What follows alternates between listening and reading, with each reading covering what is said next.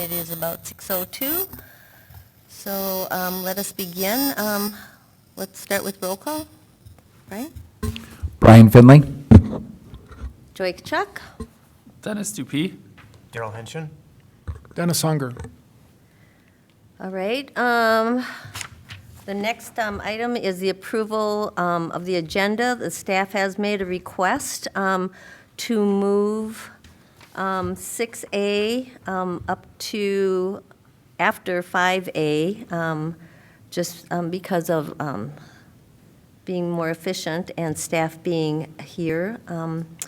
So I want to hear if there is an approval for the agenda and making that alteration. So moved. Do I hear a second? Yes. All right, thanks, Brian. All in favor, say aye. Aye. Aye. Okay, approval for the agenda is moved. Next is approval of the minutes from January 17th. Has everyone gotten a chance to review that? Yeah, I have a concern or comment. It's not too big, but on the second page, there's a kind of underlined section. Commissioner Dupuy moved to recommend the revisions to the HEDC rules of procedure with the amendment to restore visitor presentations. My understanding is we always had them. We've decided to keep them. So I don't know that restore is the right word. It's minor, but I'd rather keep, maintain, something like that. Can we make those changes, Chair Michael? and Commission, if it's the desire of the Commission, the language reflects that your recommendation that night showed them off the approved agenda, so the Commission did take action to add it back in to the recommendation that was before you that night, so that's why that language is phrased like that. So, but we can work to clarify both the intent by Commissioner Dupuy and what the original staff recommendation was that you were considering that night. So, short answer is we can work with it and clarify it if that's the desire of the commission. My understanding was it was kind of, the recommendation was to make a modification to what we currently had. And our kind of consensus was we wanted to keep the visitor presentation. So just from a wording perspective, to restore, to me, it's like for some reason we decided to get rid of it and then brought it back. Yep, like I said, Chair and Commission, I understand the intent there. Again, the language was presented as it is because the recommendation you were considered that night did not include them. So the action was that you did specifically add it back into staff's recommendation. So I think we can add language to clarify that the starting point was staff's recommendation that night, and then add wanting to maintain visitor presentations. Do I hear a motion to approve the minute with the changes that Commissioner Dupuy has brought up about clarifying the language for visitor presentation? I move to approve with the change. Do I hear a second? Second.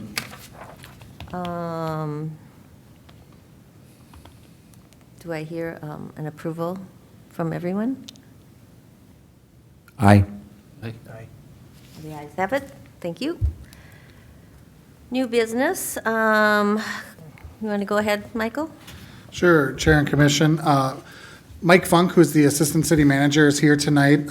He and City Manager Coleman are visiting with all the board and commissions that are under the City Council's direction and giving a presentation on conducting city business and public meetings. So it's just, for many of you, it'll be a refresher. We do happen to have a new member tonight, so there's some timeliness that works out on this behalf as well. So with that, I'll just pass it to Mr. Funk to get into his presentation. All right. Thank you. Are you ready, Madam Chair? Please go ahead. All right, well, thank you. Well, good evening, Madam Chair, members of the commission, and also Mr. Martin, thank you for the introduction.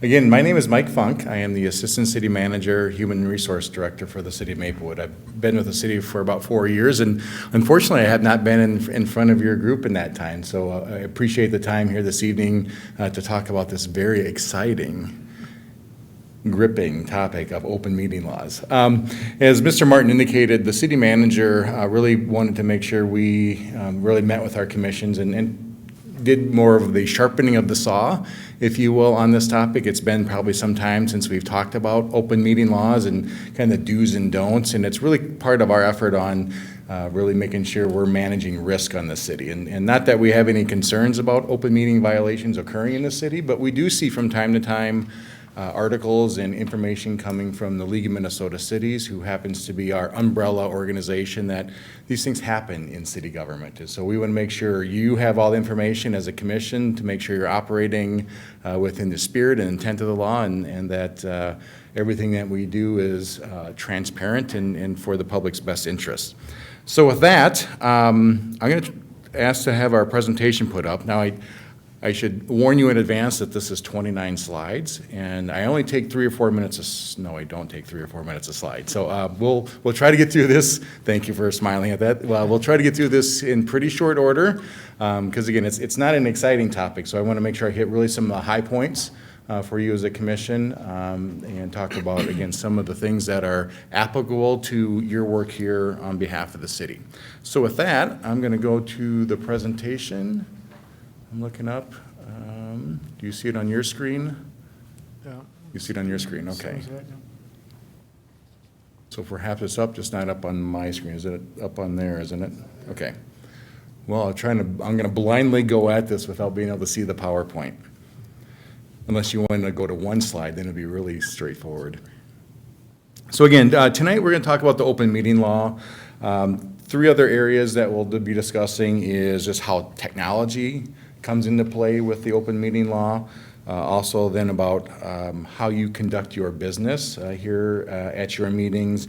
And then last, talking about roles and responsibilities of you as a commission, us as staff, and then that of our citizens and anyone else that might be attending one of your meetings. So what is the open meeting law? There we go.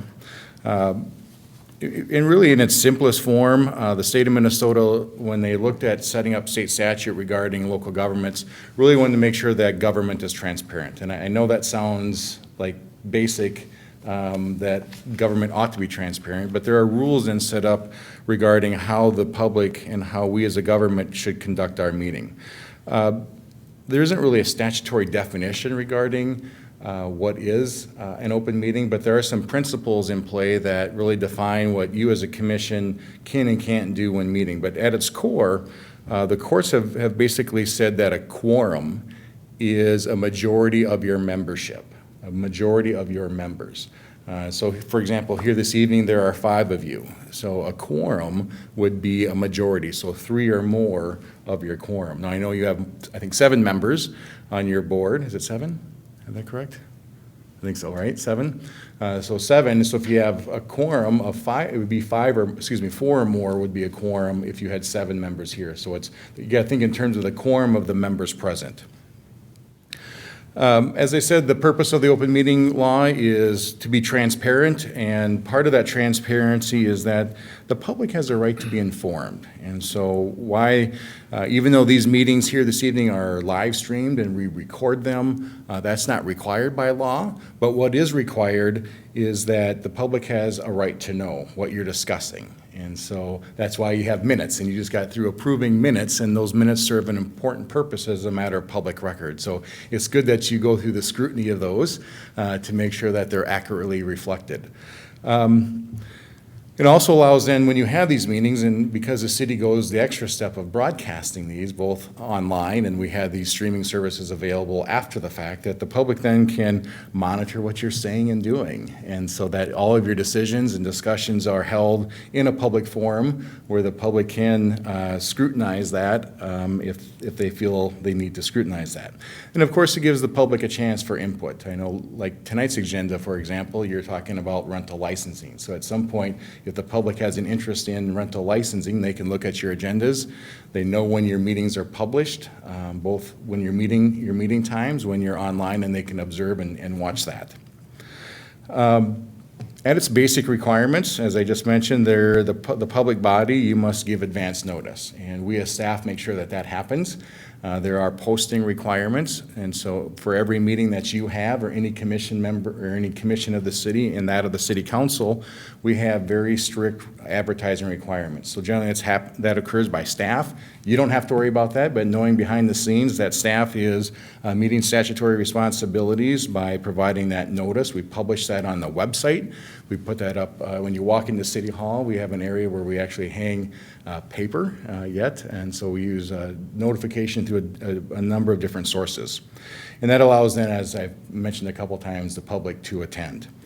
There are some penalties that occur with violations to the open meeting law. Just know that if you violate the open meeting law, there are consequences for that. And so for you individually, probably what you're most interested in is that you can be fined up to $300. Not a huge fine, but again, it's part of coming with that is bad publicity, bad press. You can think of some other external repercussions of that, but there's a monetary fine, and then if you're found in violation 3 times or more, you could be removed from your position. So those are the consequences. I've seen that, not here obviously, but as we pay attention to other cities and we get updates to what happens across the state of Minnesota, these do happen. So we mention it because even though it's rare, it can be easy to be swayed into doing things that you're not supposed to be doing.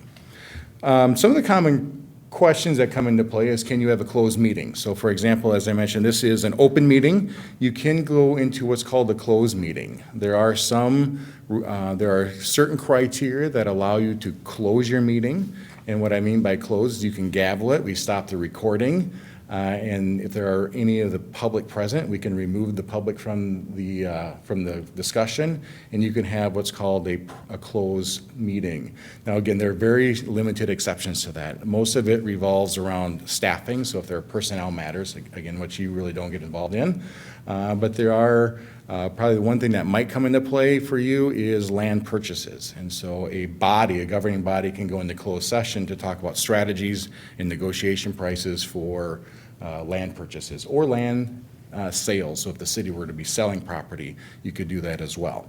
And that gives an advantage the obvious advantage to the city, because we certainly don't have open meetings when you're trying to talk about strategy about selling and purchasing prices. There are a couple other exemptions that I probably don't need to get into with you because they probably won't apply. Briefly mentioned, probably the last one is attorney-client privilege. So if we ever had the city attorney here and there was a potential litigation, a matter, that attorney-client privilege is another reason you could go into closed session. Other than that, everything that you do from a business standpoint would be open.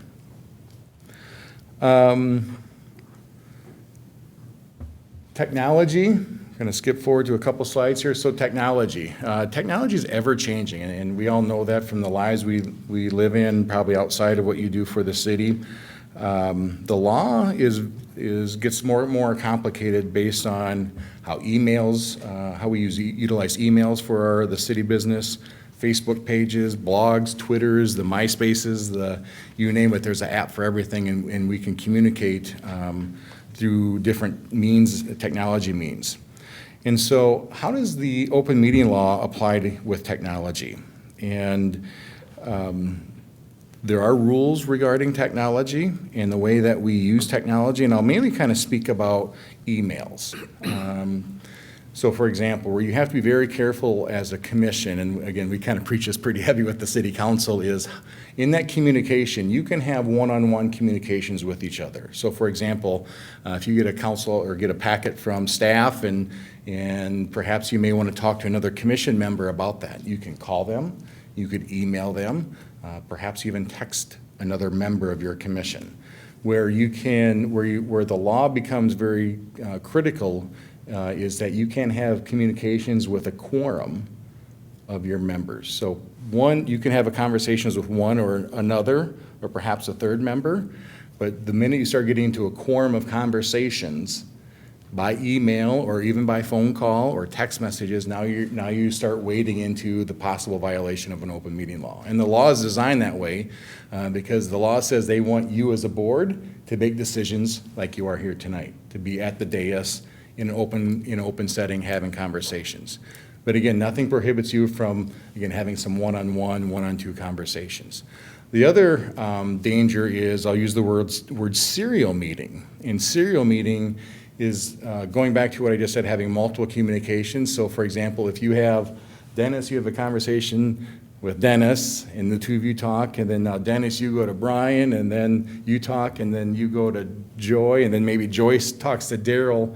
So serial conversations. So you might not having a conversation with more than a quorum, but those conversations lead to triangulation or serial conversations. So that's where, again, where you have to be very careful in your communications.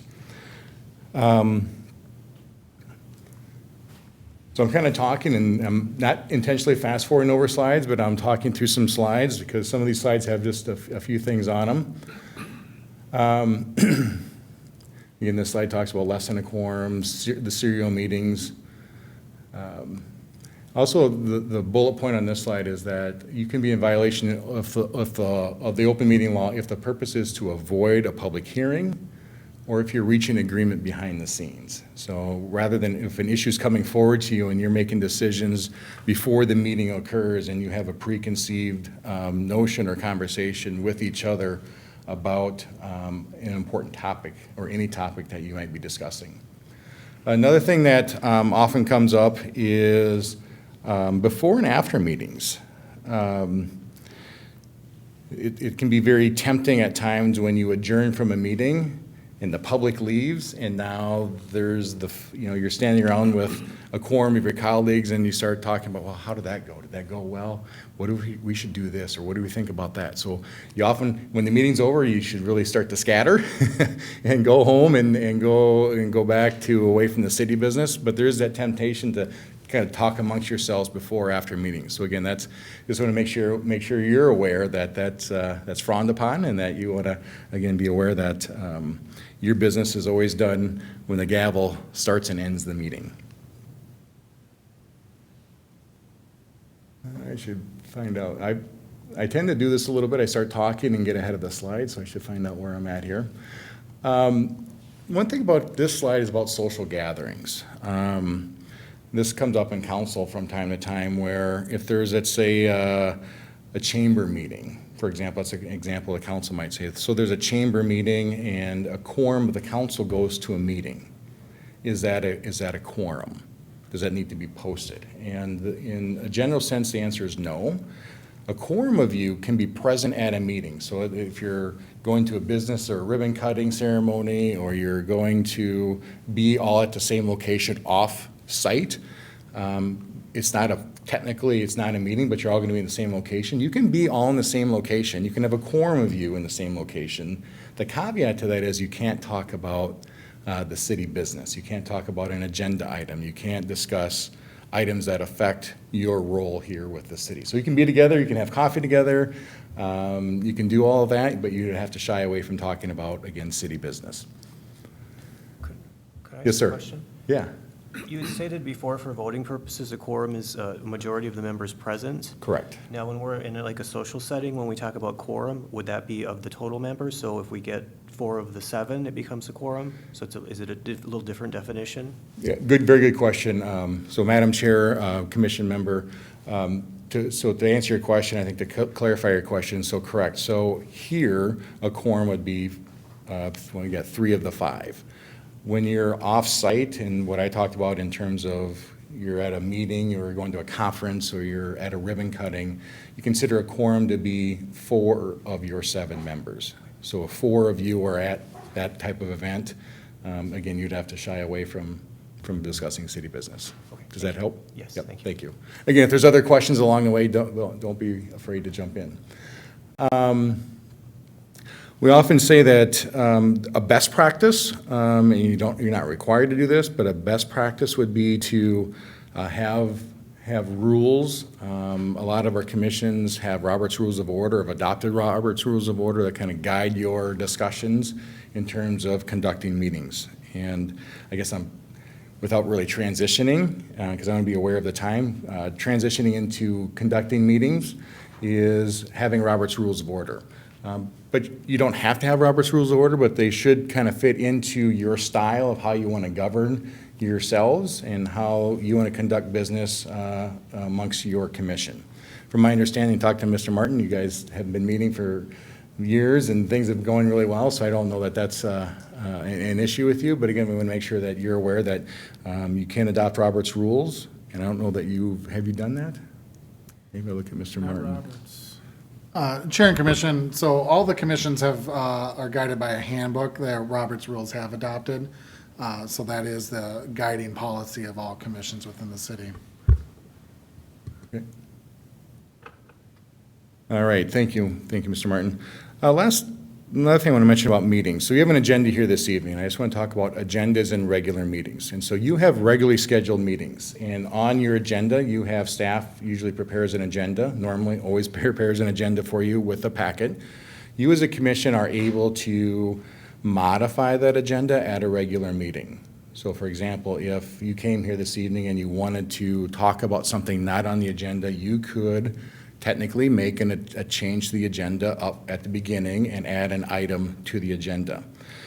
Sometimes you may, as a commission, call a special meeting. I know the council does that from time to time where you want to call a special meeting because an issue has popped up and there's some sense of urgency to it and you want to talk about it and you don't have time to wait for your next meeting, so you call a special meeting.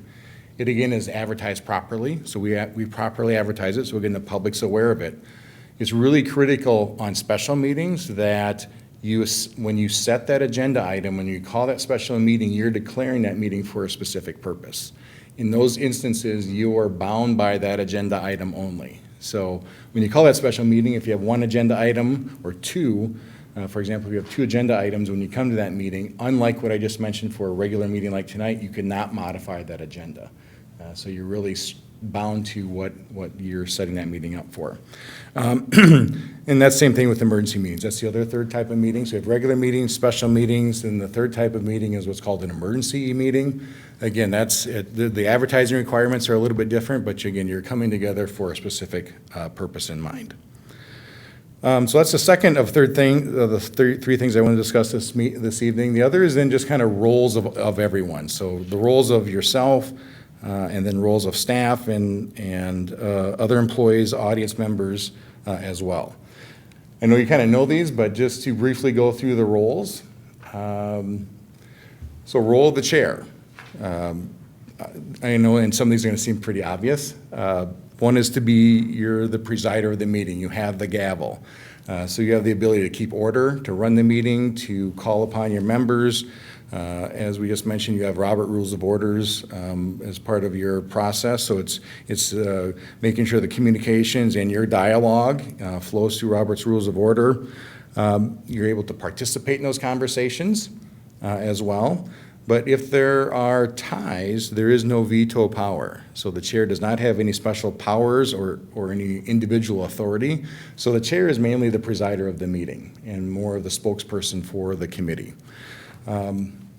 Role of the commissioners, I know, again, pretty straightforward. You vote, you make motions, you make seconds. You, again, don't have individual authority. And we stress the individual authority because, again, you're collectively here as a group. For example, again, there's 5 of you tonight. The 5 of you make decisions. None of you, either tonight or away from these commission meetings, have individual authority to direct staff or to make decisions for the board.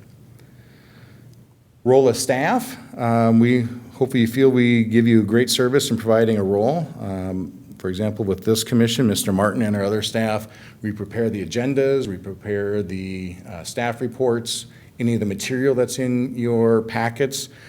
We publish the notices and make sure these meetings for you run fluently. At the end of it, we also keep the minutes, and again, you went through those here this evening. So after tonight's meeting, we have staff that are typing up the minutes and watching these meetings and making sure that that's all recorded accurately, because that is a matter of public record. We also will perform research. So if there's ever an agenda item and you say, hey, we should look and explore at something, you can certainly, as a group, direct that to staff, and we're more than happy to assist and be a great resource for you as a commission, so you are able to do your work, and that work is done on behalf of the City Council. From time to time, we do have the city attorney and other city consultants coming to these commission meetings. It's not uncommon that once in a while our city attorney might come, or our human resource attorney won't come to this meeting, but we do have other attorneys on staff and consultants that we use, and their role is very similar to staff. We really work for you. We do your work, and these other individuals look to give you guidance, provide references and resources, give you recommendations and advice on any given matter. Again, other members we don't vote, and so you often notice we're on the sidelines helping you, but we're certainly not actively participating in your conversations.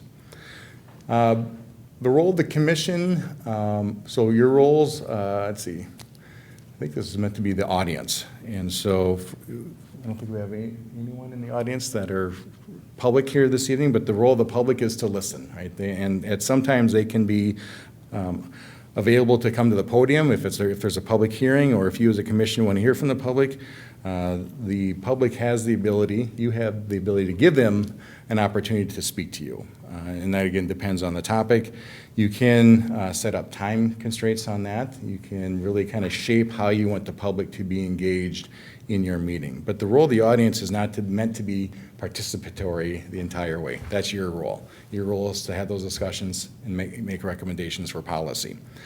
There's a last bullet point I think listed on the one side where with residents sometimes you don't have to tolerate people shouting or being ruly or unruly in the audience. So you have the ability to control these meetings and make sure the audience is there to respect their role in this process. That's quickly my 29 slides. I thought I even talked faster than I should have, and I still went 25 minutes. So I'm going to pause there. I know it probably maybe didn't feel as quickly as I went through that. But any questions that you might have for me on the topics of open meeting law, your roles, anyone's roles, or the meetings that you run? Well, if there are no questions, I thank you, Madam Chair and Commission, and hope you have a good evening. Thank you.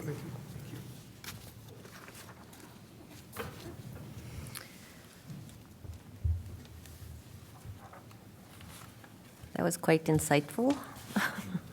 I've been on 2 commissions, and I've never had this training, so thank you very much.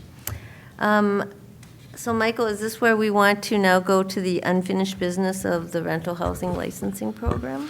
Chair and commission, yeah, that's the change that the commission did approve as part of the agenda. So I'll just, I need to pull up a presentation here as we move into that discussion. I do want to make note that as part of the discussion, we do have some other staff members in attendance, our interim building official Dave Swan, Fire Chief Steve Lucan, Lieutenant Carrie Crotty, and Public Safety Director Scott Nadeau. So I'm going to do a brief presentation. For those who are at our January meeting, there will be some overlap just on information, but I think it's important that we are on the same plane of understanding of what it is that the city is considering moving forward with.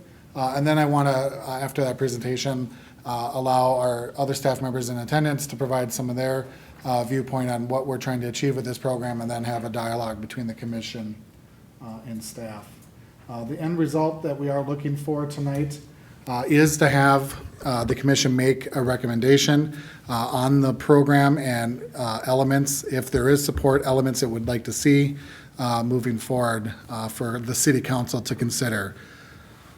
So we have the presentation now up before you. This is, again, for your information, I think the last slide will touch on this as well. City Council is holding a workshop on this topic and proposed program at their meeting on Monday, and this is the exact same content that they'll be going through, but the only change I will be able to relay the comments we hear tonight and the direction that the head sees relevant.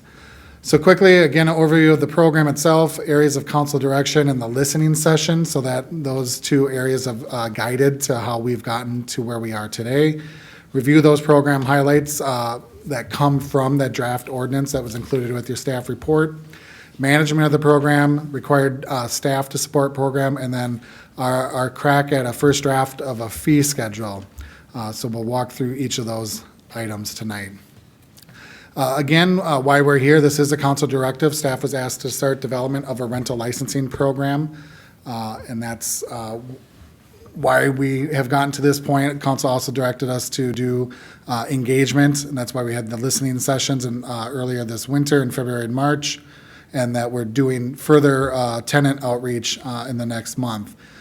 This program, the focus would start to shift from enforcement in terms of a reactive standpoint, which we're mainly finding ourselves in now, to more of a proactive approach to unearth problems and get ahead of them before they get more insurmountable in some cases.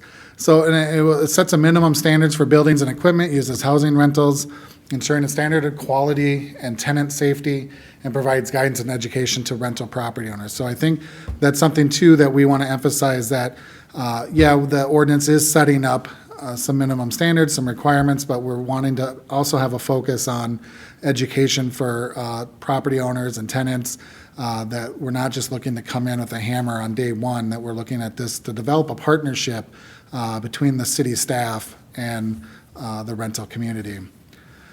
We also are looking, as part of this ordinance, to ensure owners are properly screening rental applicants, so they both sides understand the commitment that they're making to each other as they move forward on a rental agreement, and that the owners understand the consequences of renting to people who, in the end, aren't law-abiding.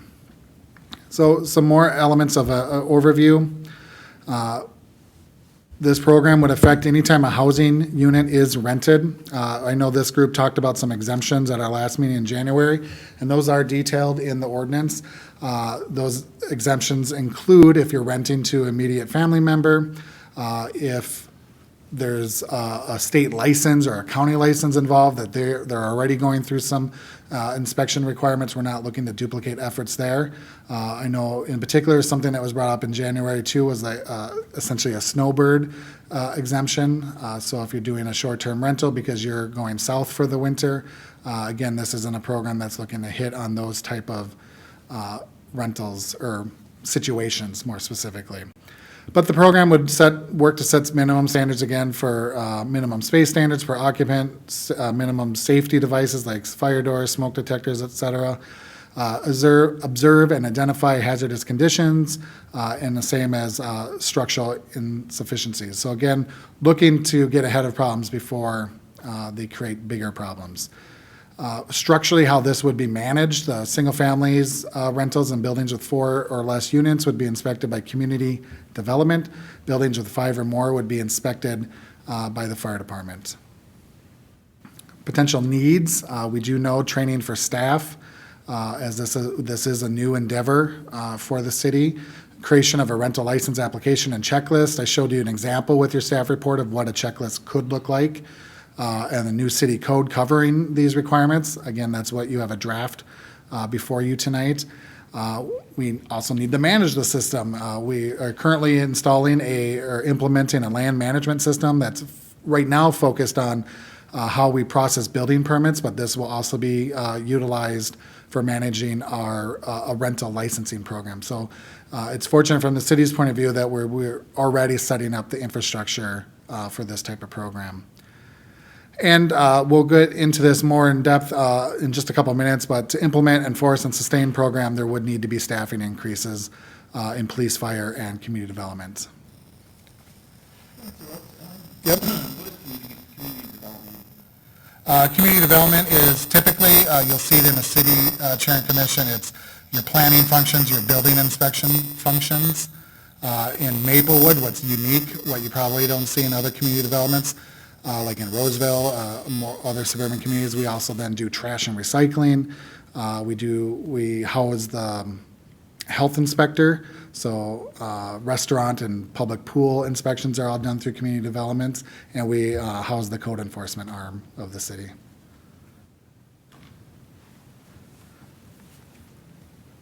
So as this program has been developed and going through our process, the council has put out certain directives that they wanted to make sure were incorporated.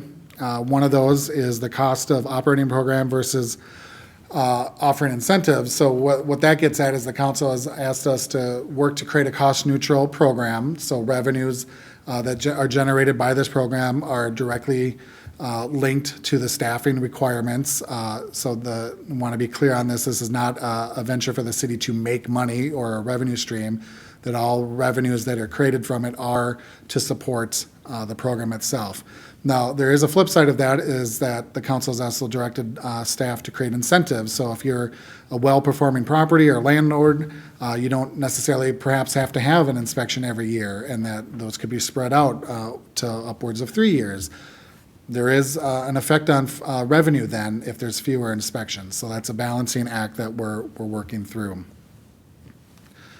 Program elements, in addition to the structural inspections that I've already kind of alluded to with between the building inspector and the fire department, going physically into the buildings and a percentage of the units to inspect.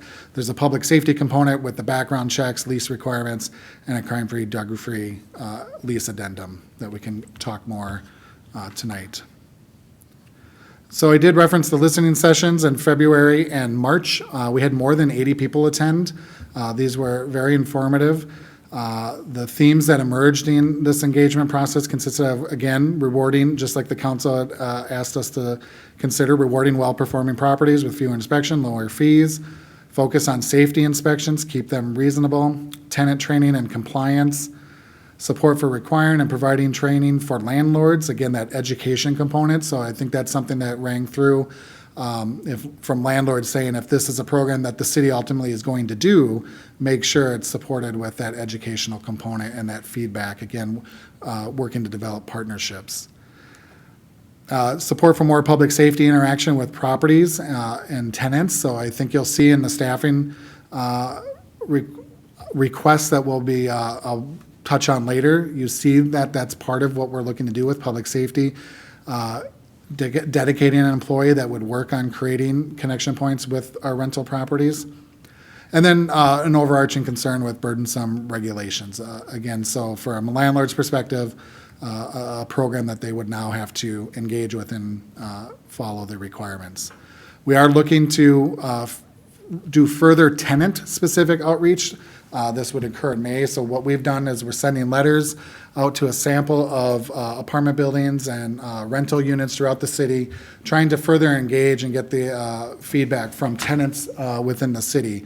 We did put the listening sessions in our Maplewood Living and through social media. Those were intended for both tenants and landlords, but we didn't get quite the tenant turnout that we were hoping to get. So we want to just before, if the council chooses to move forward on adoption of this, we want to make another effort to engage the tenants of these apartment buildings and rental units before a program is adopted. I'll go through this quickly because I think, assuming that everyone went through your packet, this should be on top of mind. But again, ordinance highlights, I mentioned the crime-free multi-housing phase one training or equivalent would be a requirement for owners and property managers to get a license from the city. Rental properties must pass that property inspection to maintain property accordance to the code requirements. So again, the city code has requirements of rental properties, and that's what the kind of the crux here of an license program and inspection program is, to make sure that each of these units are meeting that.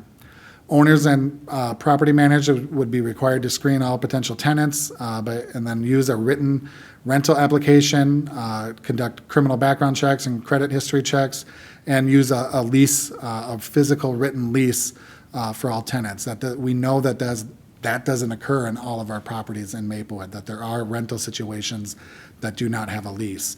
One interesting question that came out of the listening sessions is there's services out there that provide a lease. They do the leasing documentation on behalf of the landlords online. So there was a question of, do we actually have to have a hard copy, or can we continue to use electronic services? And we're not trying to curb use of technology, so we'll make sure our ordinance allows that electronic type of technology that's available to landlords. But the end result is making sure that landlords and tenants both know what they're expected of and that there's an agreement in place. Does the first bullet apply for single-family home rentals as well, or is it just the larger rental properties with the? Chair and Commission, it would apply to anyone renting a property.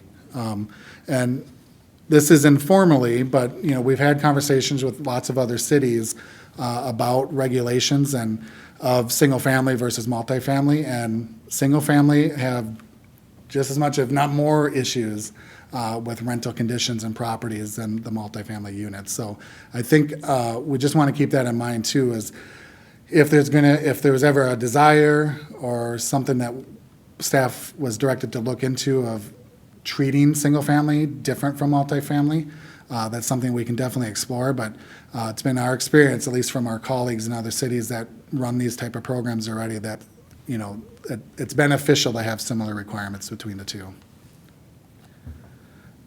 I'm gonna try to get back to our presentation. There we go.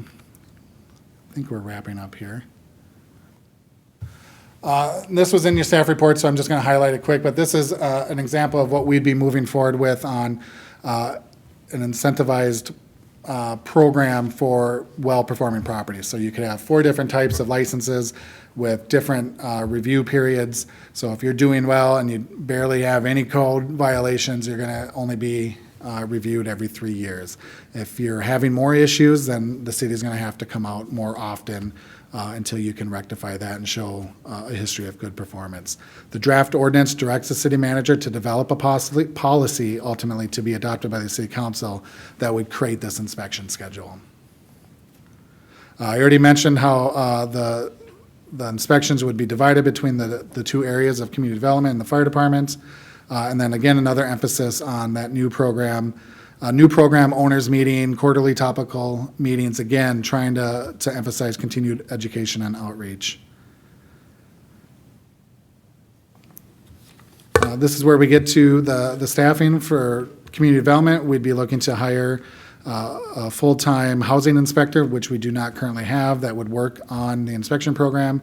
And we currently have an unfilled part-time administrative assistant position that would go to full-time, as the community development would do most of the housing of the licensing program itself. So this administration position would help with that facilitation. On the public safety side, looking at 1 battalion chief of inspections and fire marshal, which is an upgrade of a current contract position, upgrade the administrative position in the fire department from 0.6 to 1 FTE, and then hiring of a full-time police officer to manage crime-free, drug-free program and work on those connections and some of the educational efforts. So draft fee schedule, this was provided in a more succinct document in your staff report. But some of the things we were keeping in mind and our intent as we developed this, fees being considered, were all the fees were within range found throughout the metro. These, in some cases, maybe tend to be higher than the average, but I do want to caution it's very difficult to directly compare city to city, as budgets and departments are developed very uniquely based on each community, and so you can't just pull out and say, well, this city does it for this shape, how come we can't? Well, we don't know the full picture of their budget and how they allocate those resources. So moving forward, we would look for every rental dwelling to have a $150 structural license fee every year. If you're converting, again, from like a single family to a rental, then that first time fee would have an additional $500 to offset those inspections to get that moving forward. And then when it is your inspection year, you would have a $45 per unit additional fee. So example, Frost English Silver, which is the senior housing building that recently opened in the Gladstone neighborhood.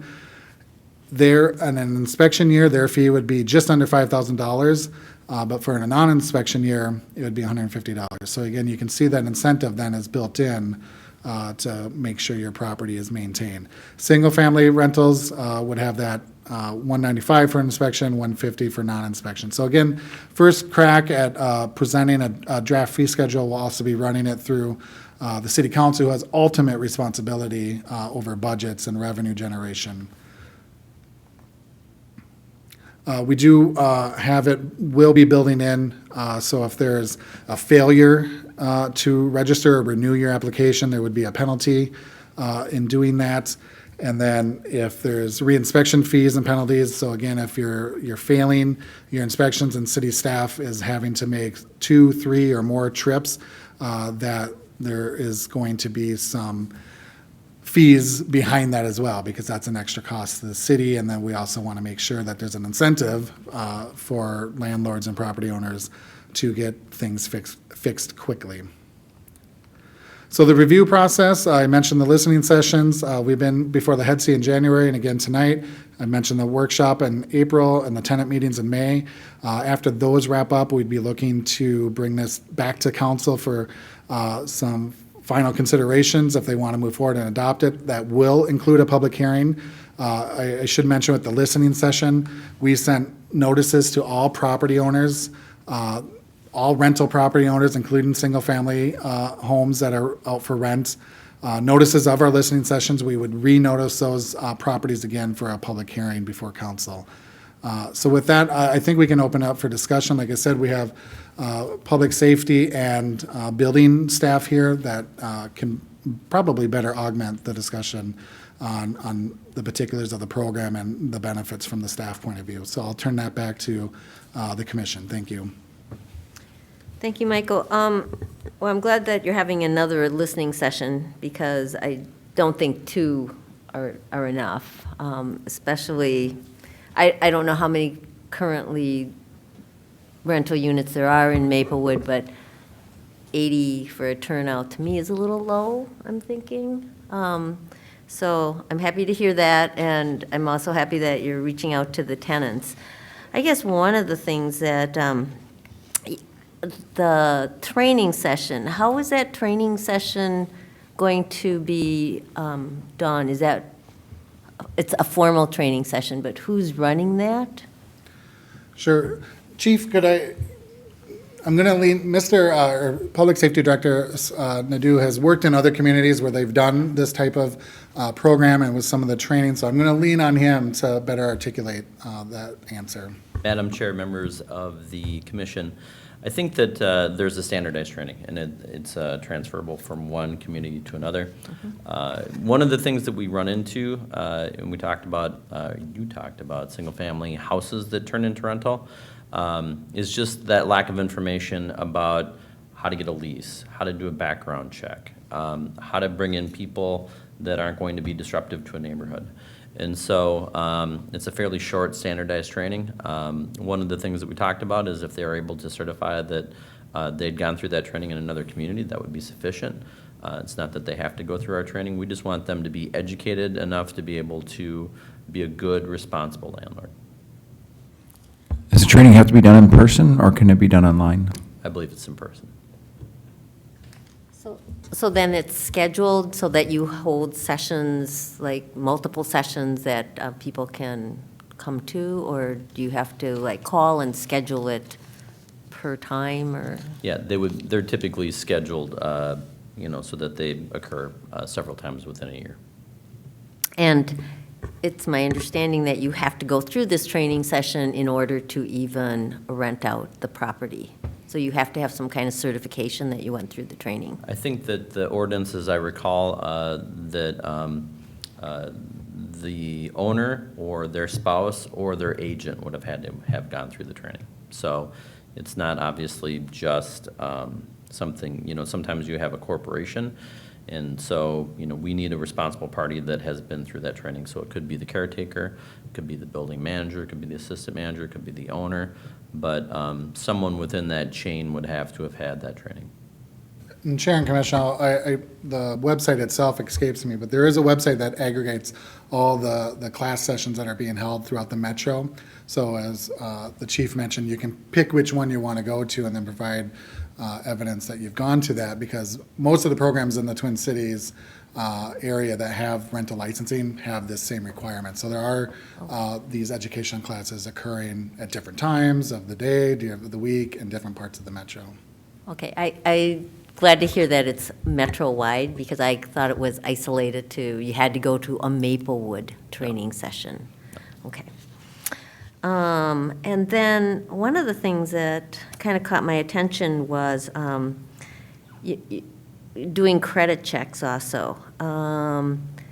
If a landlord does a credit check and the person, because sometimes people fall on hard times and they don't have the best credit rating, is there like, something to say, well, you don't meet the credit requirements, so no, I can't rent to you? Or does that give the ability for, a landlord to say, well, you're not going to get it because your credit isn't up to standard? And I think that's kind of discriminatory, but can you help me out Yeah, here? Madam Chair, I think that's a great question. So you're looking at a criminal background check and you're looking at a credit check. I think that a good responsible landlord who's, been a landlord or a property owner for some time already does these things. So the criminal background check, there's actually one that would meet most requirements that's free that they can do through the state of Minnesota. The credit check and the criminal background check, we cannot restrict who they rent to. In fact, even if we could, I don't think it's the right thing for the community to do. If they've got some criminal violations and, they're years ago, or they're, maybe that person's been through some sort of treatment or other things have occurred, that landlord can rent to whomever they want. If they want to rent to a level 3 sex offender, we want them to know who they're renting to. If they're renting to somebody that's been a multi-time convicted, maybe they've been convicted of fraud or theft, of violence or weapons violations, we want a responsible landlord to know who it is that they're renting to. So, now that causes concern, so that the landlord then can rent to them, but they don't have to make it public that there's like, a criminal, like a high-level criminal in the neighborhood? Wouldn't Well, the city want yeah, to? if it's a statutory predatory offender or registered sex offender, in some circumstances, they do. It's not that the landlord has to; the community makes a notification essentially to them. But one of the things that we've seen is with people that don't have experience in being a landlord. So when we talk about the crime-free, drug-free, you have to go to this, couple-hour session and just get some basics on being a good landlord. Many of these things happen on most of our rental properties currently. So really this mandate really is not extra work for, a seasoned landlord that's operated, apartment buildings in the past or multiple rental properties in the past.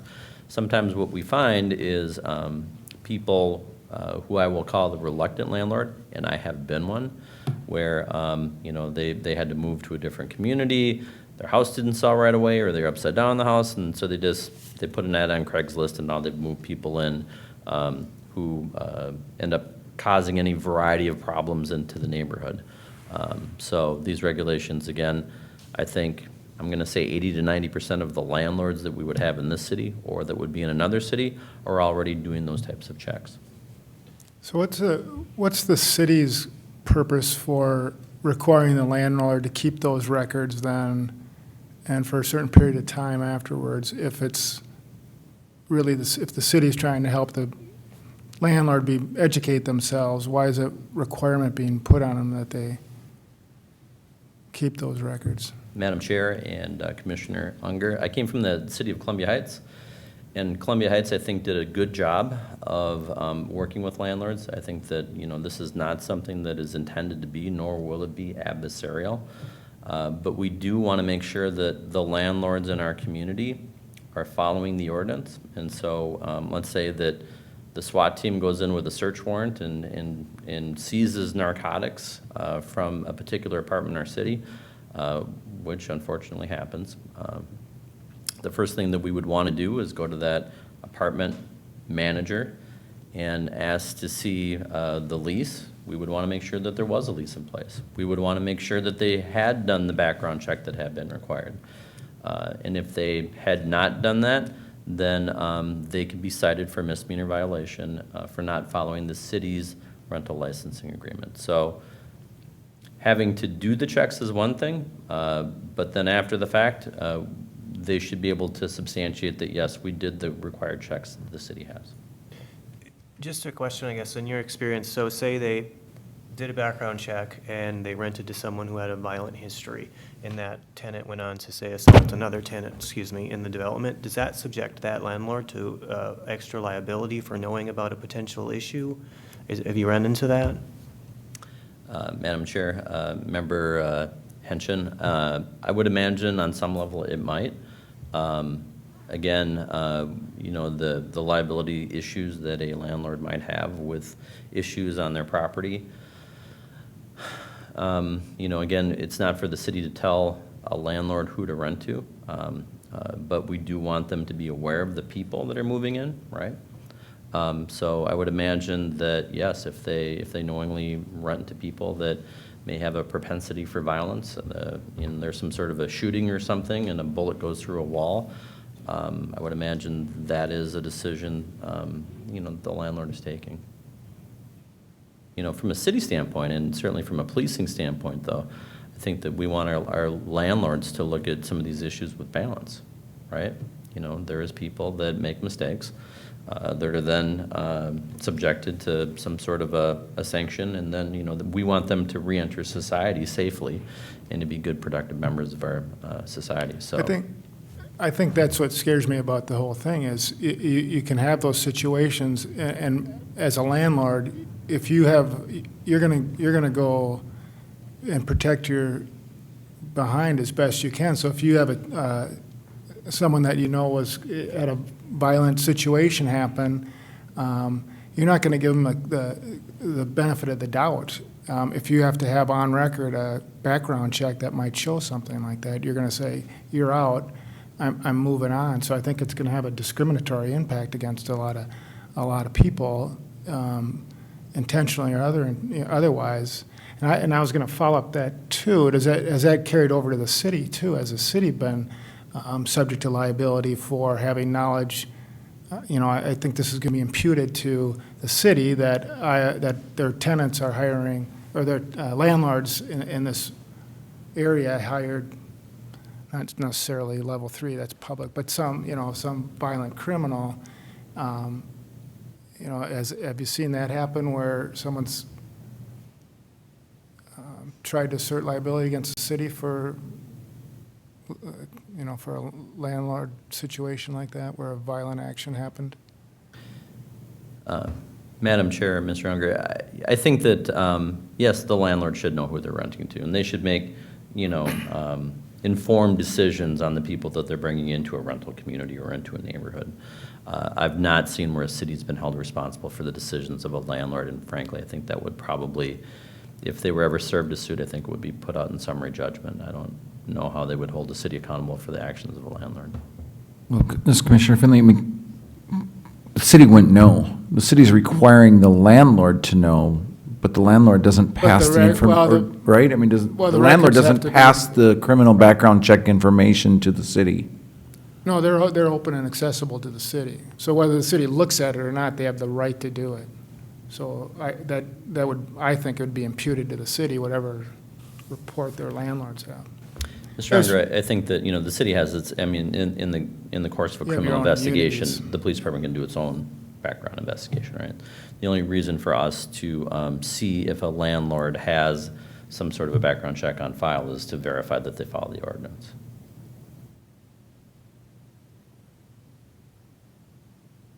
There's no sense in having ordinances on the books or having requirements on the books if the city doesn't have the intention I'm just a practical matter, as if my kid gets beat up by somebody who was renting the next place, and I find out the city knew or should have known because they have background checks done on this person, I'm not gonna summarily dismiss them out of any lawsuit I have against the land neighbors. You're gonna try and drag everybody in, and you're gonna say, well, you should have known. You got this program where you're getting criminal background checks on everybody who's a tenant in the city, so there could be a greater level of responsibility. Probably wouldn't, like you say, it wouldn't go very far, but. Well, 34 years in law, or 31 years in law enforcement, anyone can sue anyone for anything. Right. Right? That doesn't mean that it's a suit that would have merit or that would stand out. Yeah, well, that's why I asked with the others. I don't know how commonplace these are, how many cities have them. It seems to be a newer concept, so anytime you have more documentation like this and more record, I think you're subjecting yourself to more litigation in that area. Most cities that I'm aware of have rental licensing ordinances for the protection of the tenants and to ensure that they're safe places for them to be able to live. Thank you. I feel like on the discrimination point, I feel like one of the goals or possible benefits, and then also a risk and a negative is, I think you will have less renters renting to people that have troubling, backgrounds. They run a background check, they find out someone has a criminal history. You're gonna be, you'll be less apt to rent to them. So I think you could say that's a positive, but I think that's also has the implicit, is this discriminatory? Because I think likely you will see less renting, which might lead to a safer Maplewood, but it may also be, unfortunate for certain individuals that have to deal with having a harder time renting I don't here. think it'll lead to less renting. I think the market's going to dictate that. I think it could lead to more pockets of troublesome rental property. I mean, there's going to be landlords that are going to be, like you said, they are the ultimate decision makers of who they want to rent to. So I think the ones that are more, might be more willing to accept problematic tenants than others, it's gonna create a greater divide in that split. The other, you're gonna. And there was another point that moving off the landlord. So say they want to rent to, people that probably are going to cause issues. And so say it's a 4-unit or something. And there's other people in there that are good. And all of a sudden, I was reading in here that if you get X number of calls and you can get your rental license taken away and you can be kind of shut down. What happens to the tenants that now all of a sudden don't have a place to call home because they've shut down the rental unit because of one group or the landlord just, not caring? Is there any program in place that would protect these other people? I mean, you don't want them out on the street. Madam Chair, that's an excellent question. And in response, I'd first like to respond to the first thing that you said. With all of our multi-unit complexes, if you've got 12 apartments in a building and you have one that has issues with violence or with drugs, that's an important point. There's 11 other families that are living there. Families that, probably don't choose to be a part of that chaos and that danger, or that their families are subjected to that. And in the case of a single-family rental in Maplewood, we had a property where we knew there was drug activity. We served multiple search warrants, found everything from stolen cars to stolen weapons to people with Department of Corrections warrants, and we had a heck of a time getting the landlord to evict, because right now we don't have the tools at our disposal that would help us to, work with him with some sort of a sanction. In relation to your question about if you take away a rental license, I was the Columbia Heights Police Chief for 9 years. There's a lot of rental properties in the city of Columbia Heights. I think they're 40 or almost 50% rental in that city. It's a smaller city than Maplewood. There's about 20,000 people. And in the entire time that I was there was rental licenses that lapsed, that were temporarily suspended for non-payment of a license, that were put into a probationary status. But there was only one person who owned rental properties in the city who had his license taken away. He actually had, I think, 5 different properties. He had his license taken away after we in the police department and we in the community had put some of his properties on what we called crime mitigation plans. So, he was supposed to have, staff that was there. He was supposed to fix different things about the buildings with security systems and fire doors. He was, supposed to be doing background checks on tenants. And over the course of about 5 years, he did not do that. And so finally, the council made the decision to revoke his license to operate in the city of Columbia Heights. They had an ordinance that if you had a license taken away for one property, you could not hold a license on other properties. Ultimately, that was the concern of the folks that were living in these properties, and the city made the decision that they were going to take that license away. We were not going to put people on the street. We did not want to make other people homeless because of his inability to effectively manage the property. I'm happy to report that within, I think, a month or 2 months, he had sold those properties, and within a couple of months, the level of crime and chaos on those properties came down to levels that was seen in the rest of the neighborhood, which I think helps me to, remember that you can have, rental properties, and some people would say, well, it's a bad area. Well, these are older buildings. Those are typically less of a factor than effective management within these buildings.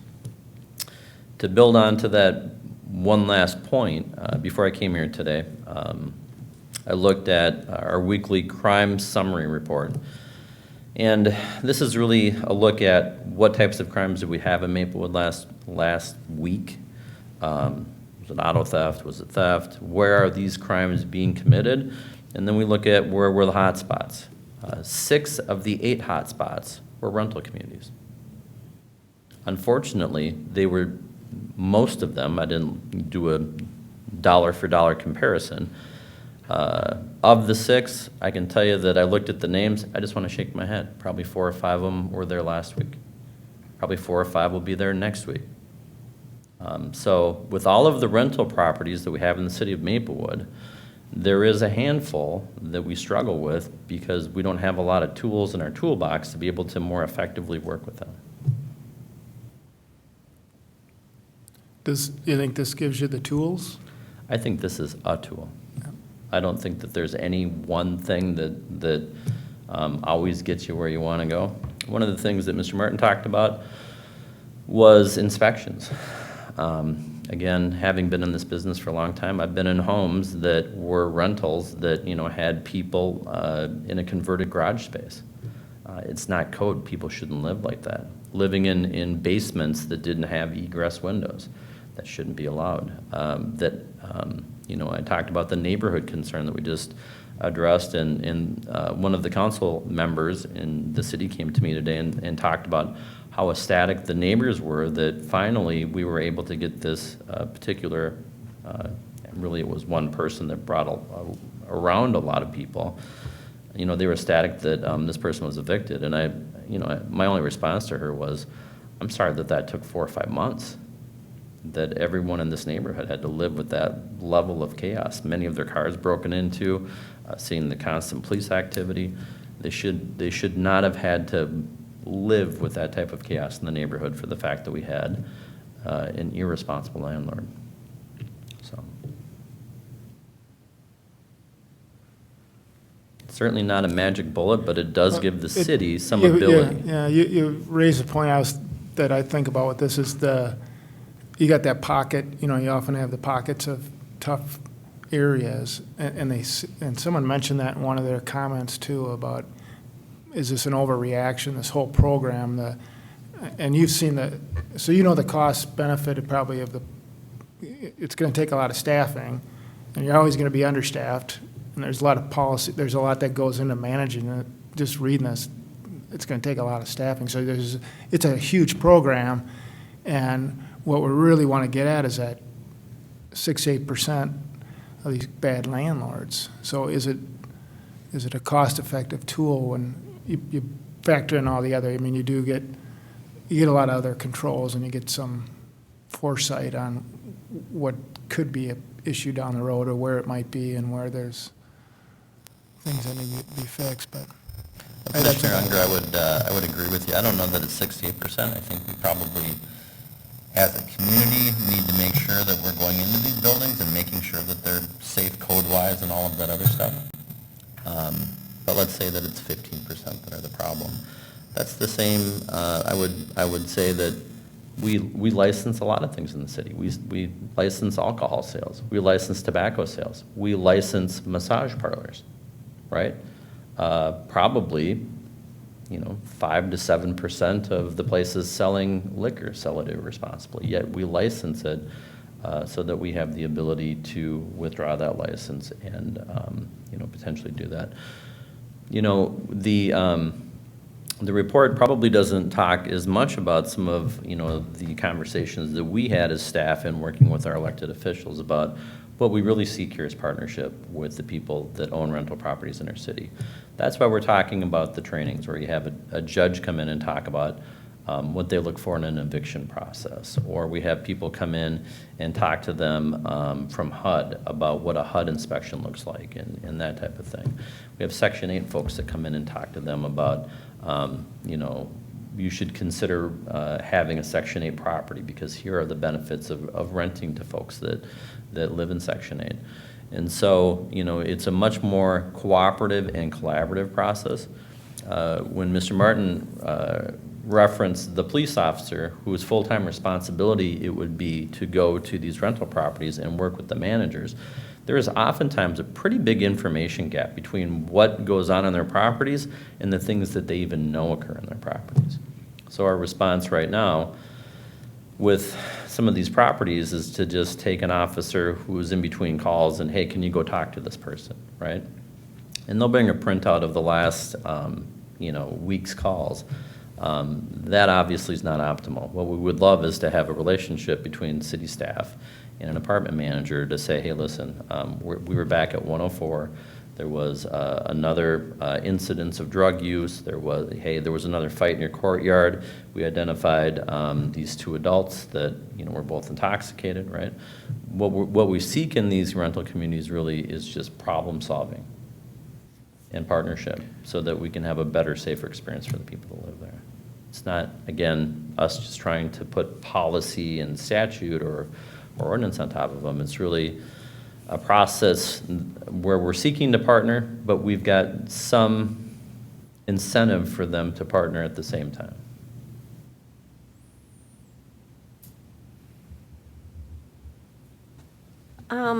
I had a question about, I was reading the comments here, subleasing.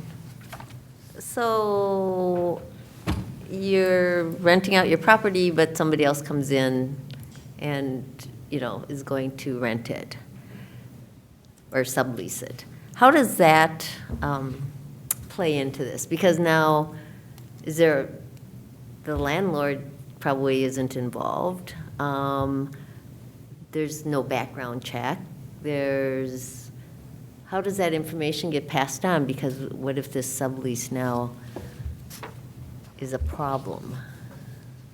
Madam Commissioner, I would imagine that as a part of the lease that the prospective tenant signs, that there's a notification that if they, it probably doesn't allow them to sublease. So if the police department, for instance, or the fire department goes on a call, and we then go to connect with the landlord and we say, we met with John Doe on this particular day, there was an issue, and they went back and checked their lease and found out that John Doe was not a tenant and was not the person that was supposed to be responsible there, then I would imagine that would be an issue that the landlord would be required to follow up with the tenant on. Why do we have people that are living in this property that are not on the lease? And it could be one of 2 things. Either, the person moved away and tried to find somebody to finish their commitment, or you could have like a straw leasing thing where a person rented it for his brother or his cousin, having no intention of living there because,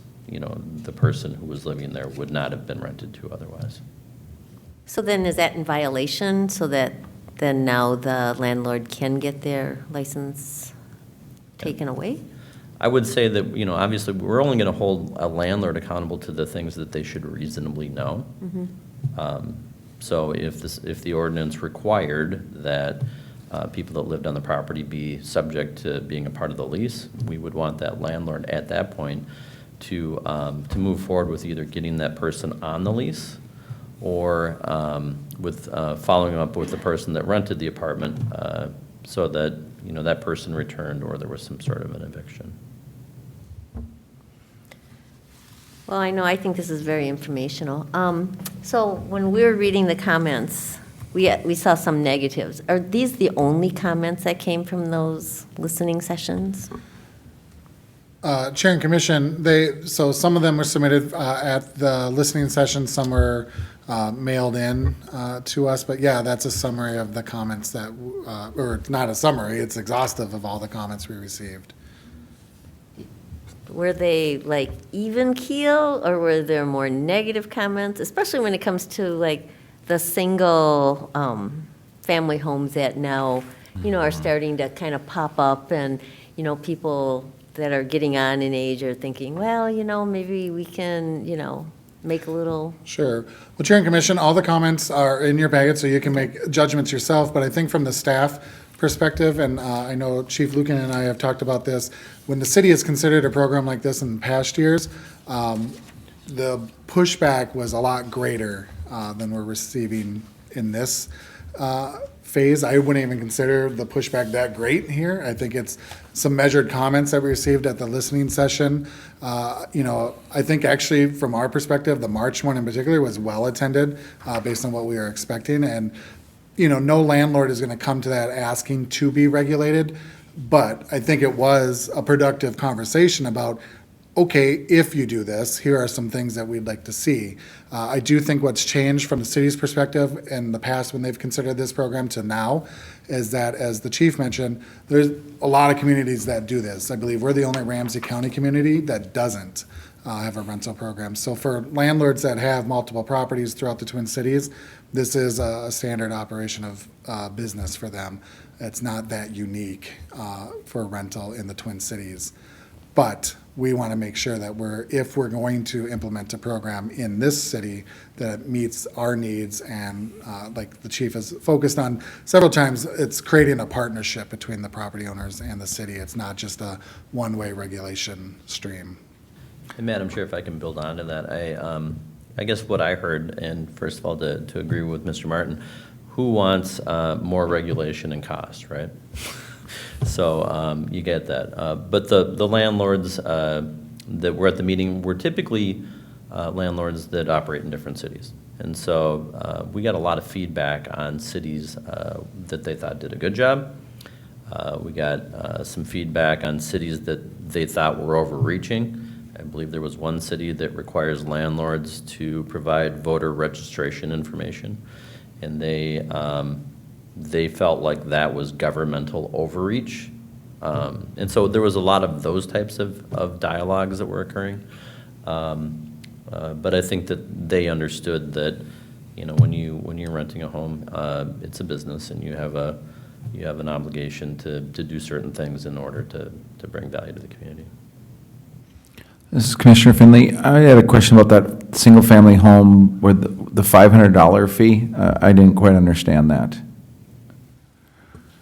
Chair and Commission, when apartment buildings are first constructed, they're part of a building process where there's Right. inspections, and so they receive a certificate of occupancy. So the city has a certain knowledge and basis for what standard of construction was done. Right. So if a single-family home is now then being converted, the idea being is that there would have to be an extra level of inspection on the front end as they're converting from owner-occupied to renter-occupied. Right, so I have a job transfer to another state, and I can't get my house sold, so I'm going to rent it out. It's a single-family home, renting it to a single family, right? It's not a duplex or something like that. I'm going to pay a $500 fee up front to have it inspected?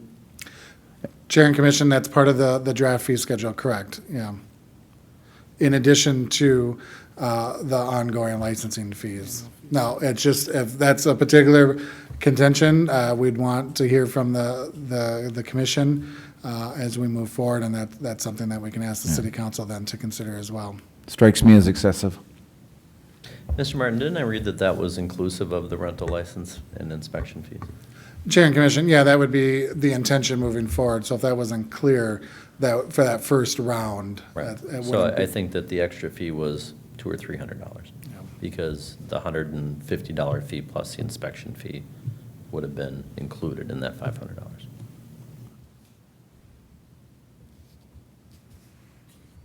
Are there any other questions or comments? If- Oh, I'm sorry, I was gonna ask Mike if that, some of the comments that were, I noticed on a lot of the cards that a lot of people were interested in more education.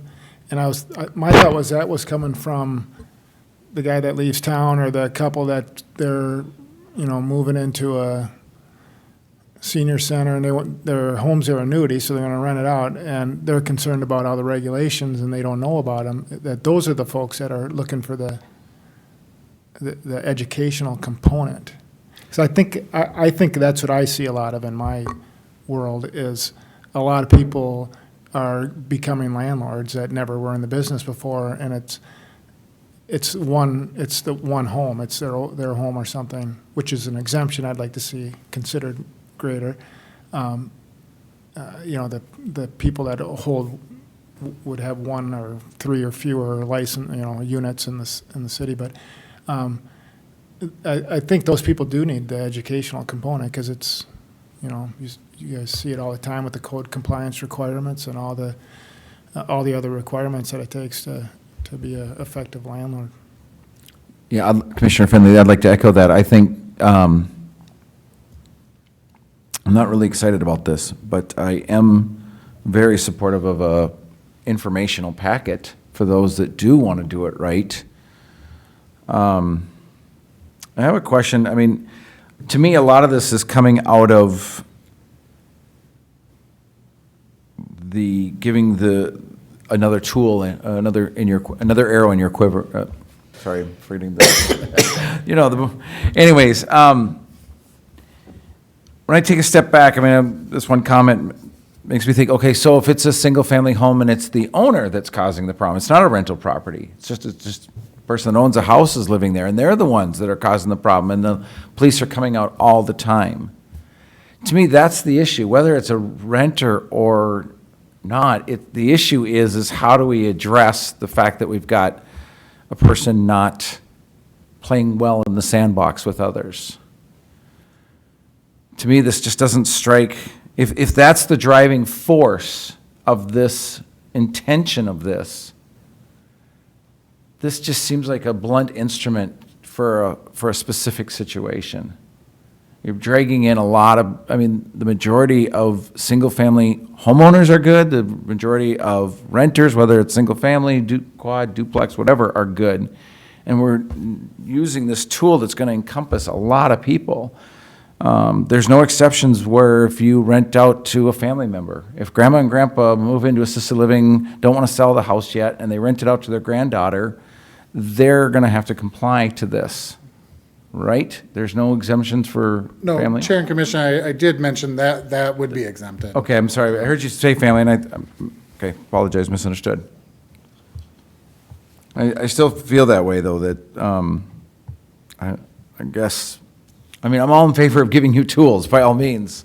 Well, it's not just the police department. I think it's, I can tell you one of the places it came from, Commissioner Finley, was the council's door knocking in the city. And them getting a lot of feedback from residents that, there was some problems with rental properties. And the city not having, the tools that most other communities had to be able to address them. The difference in my mind, because I've owned 2 rental properties, I am the person that I called a reluctant homeowner. I got married in 2010. My wife lived in Golden Valley at the time. I lived in Albertville. We bought a house in Rogers. That's where my kids were. So I was licensed in Albertville. My wife was licensed, and we were licensed, I guess, after we got married, in Golden Valley. We had to get inspections. We had to pay a rental license fee. The city had contact information for me, who I was, and had my properties become a problem. When I rented those homes, I understood very well I was engaging in a business. When I make the decision to buy a piece of property, and rent it to somebody else, that doesn't mean that I'm not responsible or shouldn't be responsive. I understood at that point, my tax guy would have told me, if I would have asked, that is a business. It's written up for tax purposes as a business. In the best case scenario, we've even constructed, Mr. Martin in particular has constructed a scenario that single family homeowner or that person that owns the fourplex or larger building, they can be subject to less and less expense and quite frankly, less government intrusion or inspection for managing that property in a way that's responsible, which is something that I don't think most cities are actually even doing. So I think, some of the feedback that we've seen kind of goes back to your point about, we don't want to penalize the folks that are out there that are doing the good and responsible things. And yet, it's the feeling of some that we need reasonable tools for those people that are running a business as a landlord. And it's not that we don't have any tools for, people that own a home, but I think that the difference in my mind is if you are a landlord, you're running a business. Well, I think there's a lot of good points about having, this licensing. I think what it does, because a lot of the other communities in the metro have it, and if people who have some criminal intent find a place where, well, they're not going to do a background check, they're not going to do any of these, start to congregate a little bit more. I think it's a good idea to put something in place, because then you are not bringing those people into a community that now looks like, oh, it's a safe haven because I'm not going to get checked. Again, I think the criminal checking, and I'm kind of iffy on the credit checking only because I know you have to do it, but, I think that does a little bit of discrimination, especially with people who have been on hard times, because if I were a landlord, which I'm not, I would like, this one's iffy, I don't know if they can make it, but I suppose, like Dennis, I want to cover myself too. I guess, the more I hear about it, I think it's a good idea just because of the fact that, you're not having an influx of people that think, well, we can get away with, not having to go through this. And I think that landlords will have a little bit more protection in the long run because they know what they're getting into. They know who they're renting to. It's a little on the costly side to me if it were a single-family house and they were retiring people moving into a senior living. But I think that if there are resources in place to help them and to say, well, these are the things that you have to bring your house up to code, and this is the cost, and maybe this is a place where you can go and get financing, just because I know that Maplewood is an aging community, and just in my neighborhood, I see a lot of older homes, and people are moving out, and young people are moving in, but I don't know if they're rental or buyers, but,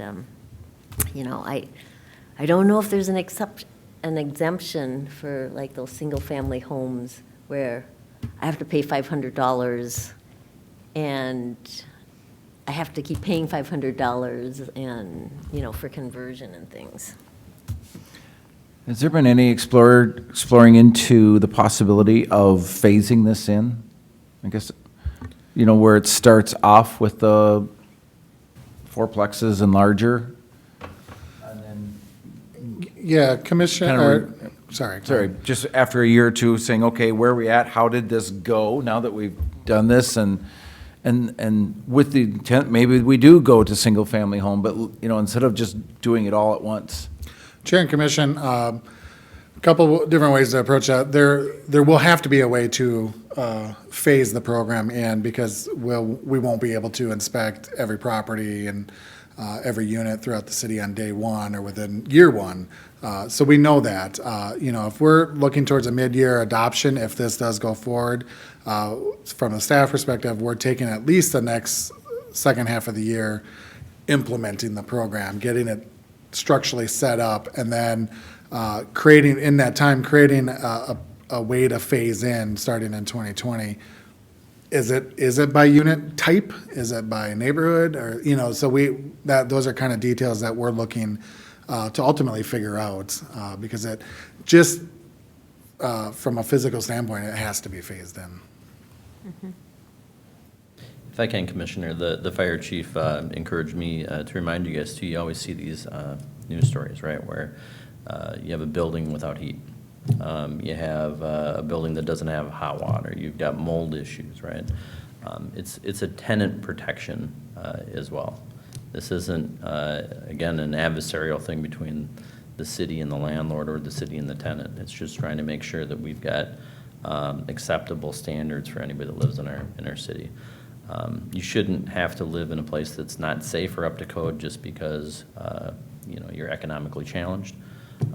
We want everyone that lives in this city to live in a safe code compliant situation. Yeah, if Commissioner Finley, put a positive spin on this, I know a related issue to this is just Maplewood's been discussing the fact of aging housing stock.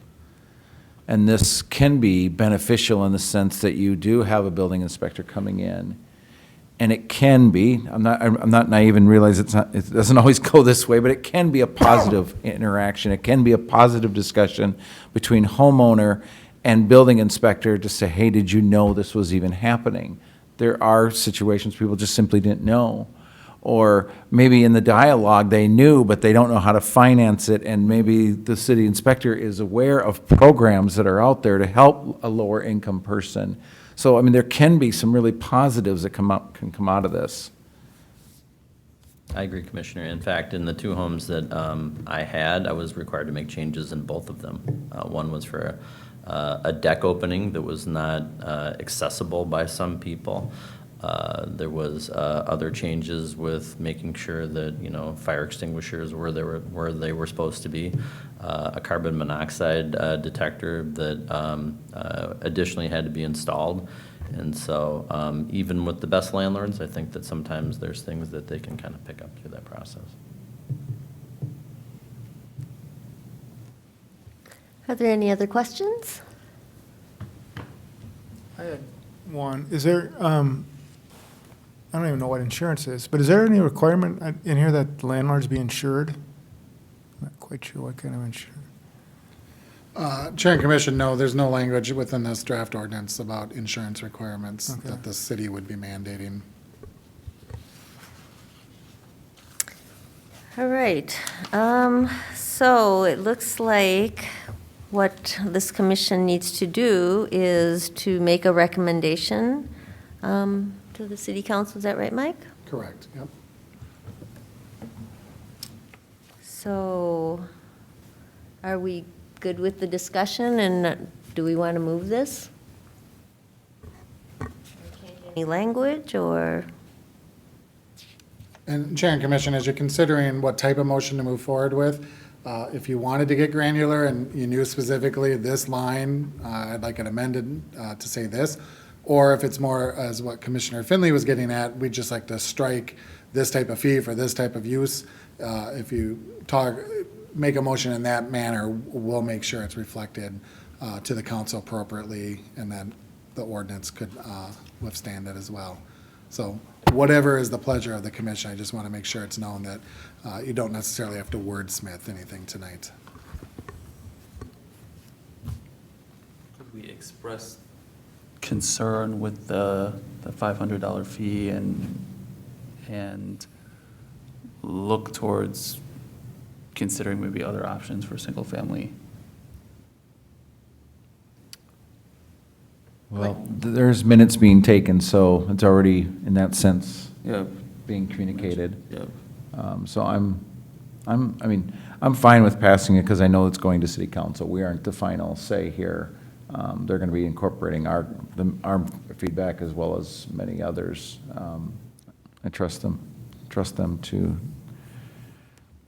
But I think there was kind of the discussion of trying to not have a flat $500 fee for the single-family homes, and that we were going to try to, bring that back to the council to see if there's any type of format that we can, use to say, this type of conversion to a rental for the first, it won't be $500. I think Chair and Commission, maybe from my perspective, hopefully this would be helpful. I think if you made some kind of statement of saying, just generally trying to reduce the initial burden of fees for single-family homes and conversions, because really fees and funding schedules are a city council policy directive that they make. So if they want to create a fee for this or that, that's their decision. That's not really a staff or a commission decision point. But I think if you indicate just the general thought of wanting to not have initial fees be overly burdensome on single family, then that's the thought that will carry through as the council considers further action. What he said.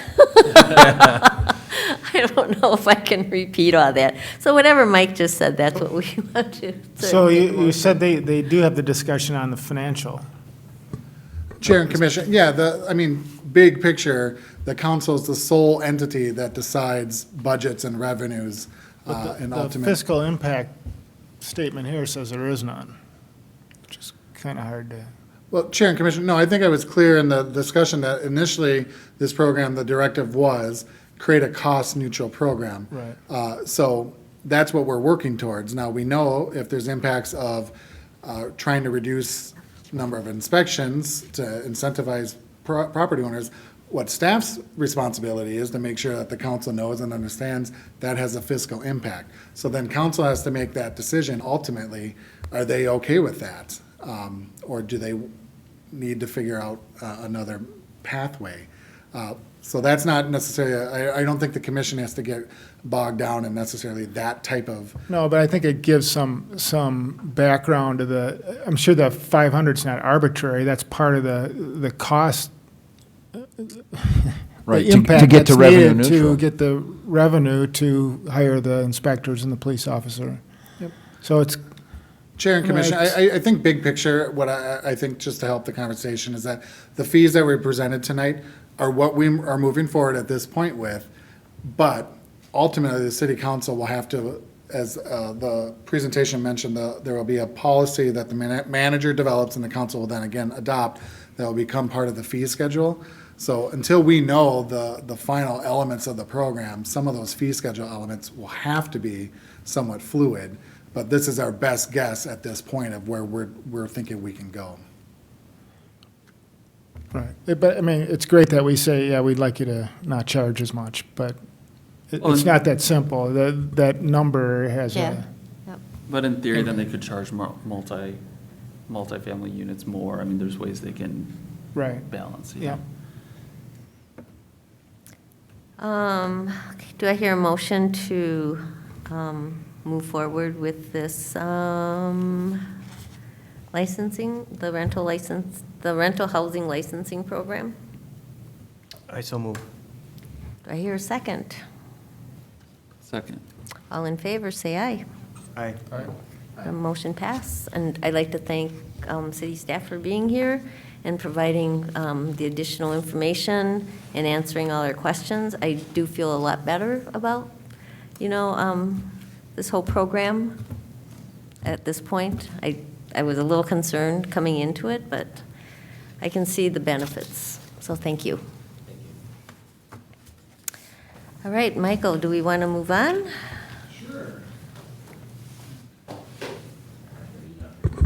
Did I say all aye? Did I say aye? Motion pass? Okay. Short-term memory? I don't know. Sure.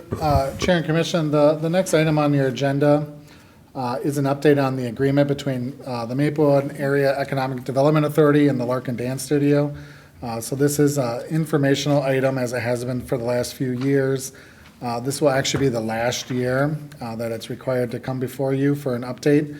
as the Larkin Dance Studio is satisfying all the terms of their agreement that was required for 5 years. So as background, in December of 2013, the Maplewood Area Economic Development Authority approved a $70,000 forgivable commercial reinvestment loan to Molly Larkin, Simietz of Larkin Dance Studio.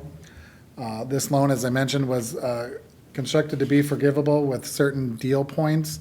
The first $20,000 of that loan was to be paid back to the city via city fees and permit costs, which that was done during their rehab process of the property. The next $25,000 was considered forgivable if they invested at least $500,000 into improvements of the property, which they, as detailed in the report, did do so.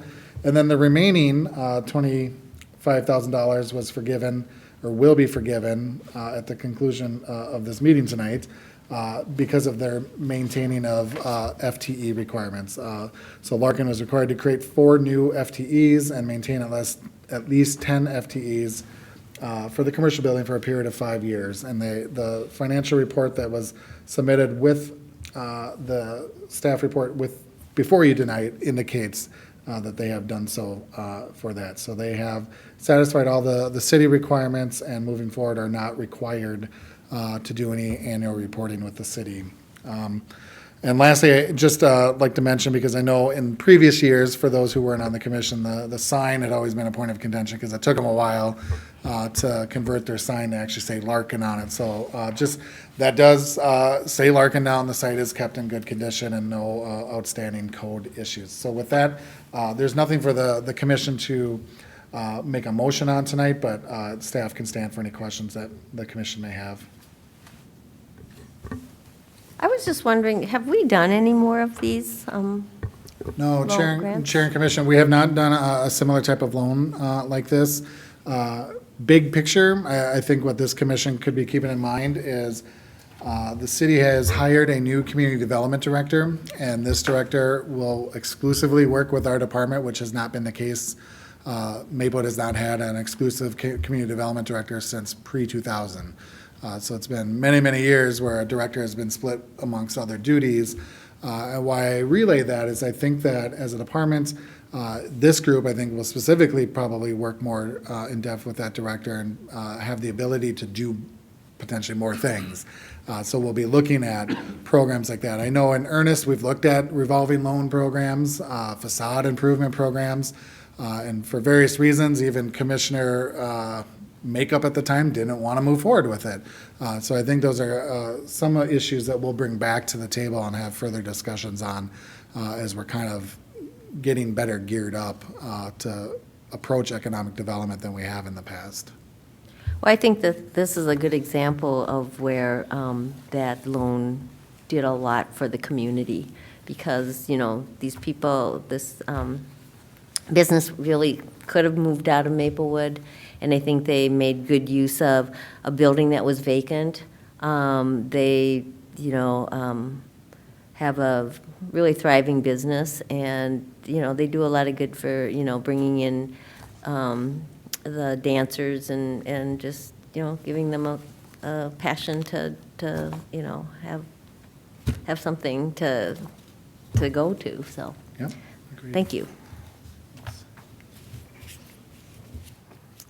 All right, we can move on. Sure. Chair and Commissioner, your next item is a resolution of appreciation. As you probably have all noticed by now, we have a new Commissioner Henshin before us, or with us tonight. He's replacing the seat that, or filling the seat that had previously been held by Benosi Maduka. Benosi had moved out of the state, and so his position obviously became open. So as commissioners move on from their volunteer service with the city, we do work to adopt resolutions of appreciation. So assuming approval tonight, we do then forward that to the city council, who makes a formal adoption, and then they send that. If the individual can come to the meeting, that'd be great, but considering that Benosi lives out of state, I don't know if he'll be able to attend or not, but we would send him the adopted resolution. So the resolution itself recognizes Benosi's service from August 8th, 2016 through September 30th of 2018. And so we do recognize his experience, insights, and good judgments that he provided to the head C, and we want to thank him for his service. So with that, I can stand for any questions. Otherwise, we'd be looking for a motion from the commission on this item. Motion to approve. Do I hear a second? All right, all those in favor say aye. Aye. Resolution pass. Thanks, Ben, wherever you are. All right. I have a question, maybe related to this. And I've been on the commission, I don't know, about a year, maybe a little bit over a year. We have a commissioner I feel doesn't come to meetings. Is that, Oh, Jennifer. is that something that, is kind of at the council's discretion, or how does that work? Chair and commission, yes, it is at council's discretion. I am assuming, I don't know off the top of my head when her term is up, but I'm guessing that she won't be seeking reappointment. She is a business representative because she is the manager of the Maplewood Mall. She's not a resident of Maplewood. And the Maplewood Mall, the previous manager, there'd been a long-standing history of managers being on this commission, but I think that will be an issue that will be addressed when her term is up, which I'm not sure if it's this year or if it's coming up, but the council is aware of it. Okay. All right, moving on to new member orientation. Chair and commission, this is mainly for information purposes. I mentioned Mr. Henshin is joining us tonight, so I will ask him in a couple minutes to provide an introduction to himself to the group here tonight. But when we have new members, we want to provide that new member orientation, which in your packet included a memo with kind of the where, what, who type of information of being on the commission, as well as the ordinance, and I see it's a type of rules of appreciation in the attachment, but it's rules of procedure of this commission. So it just outlines, the when you meet, where you meet, what makes a quorum, many of the same items that Mr. Funk was discussing with you earlier this evening, and then just kind of the group norms. So with that, I can turn it back to the commission and maybe ask Mr. Henshin to provide a little background on himself and what brings him to the group tonight. Sure, good evening. Chairman, other members of the commission. Again, my name is Daryl Henshin. I've lived in Maplewood for about 12 years now, and I really wanted to try to get involved more in the community. I love Maplewood. It's a great place to live. I've enjoyed the 12 years I've been here, and I saw this opportunity to come up, and I'm really excited to be appointed to the commission. I think not only to be able to contribute back, but I think this is going to be an excellent learning experience for me. So I'm really excited to be here. As far as professionally, I've worked with housing and development in one way or the other for about 15 plus years. So it's a nice way to sort of combine what I've been doing professionally with just my community. So it's great to be here, and it's really nice to meet everyone. Oh, welcome. That's interesting that you were with housing and development, because some of us, me, came over from the housing, the HRA, Housing Redevelopment Authority, combined with, I'm not sure what this was called before. Business and Economic Development Commission. Yeah, and what do we, I think we combined about 3 years ago? Was it 2, 3? I'm gonna think it's a little longer Oh. now. Yeah. Well, I was on that committee forever and then came over when it combined. And so what I really want to stress is we don't ever want to lose our insight of the housing piece of it, because I know just from sitting on this committee that we do a lot with the economic on the business side. And we meet with businesses and things like that. But there's, I feel, a really strong component that we hang on to that housing piece. Just because, the residents of Maplewood make up the community, and it's kind of spread out, and we have a lot of different types of housing.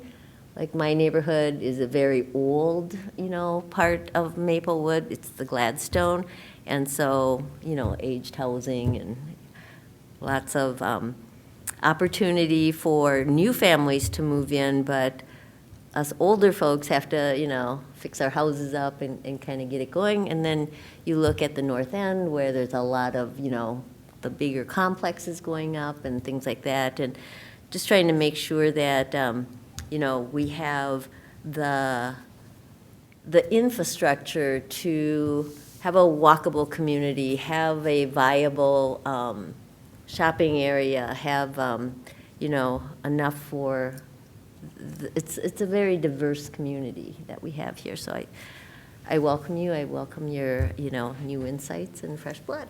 Thank you very much, and I couldn't agree more.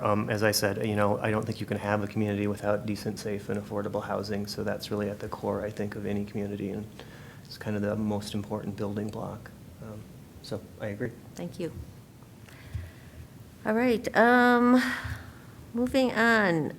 There's no visitors here, so I don't think we have any visitor presentation. Michael, do you have any, well, let's see. Does any commissioners have any presentations? I hear none. Michael, staff? Chair and Commission, yeah, at this point of the meeting, I usually do go into a development review for land use applications we received since your last meeting. We do not have any additional applications at this time to review than what we already went through in January, so I don't have anything further for you tonight. I do know that at your next meeting, I will. They have not officially applied, but I know there's several projects down the line. I will say, as far as notable projects offhand, Trails Edge apartments are currently under construction. Those are the apartment buildings just north of Costco, 152 units.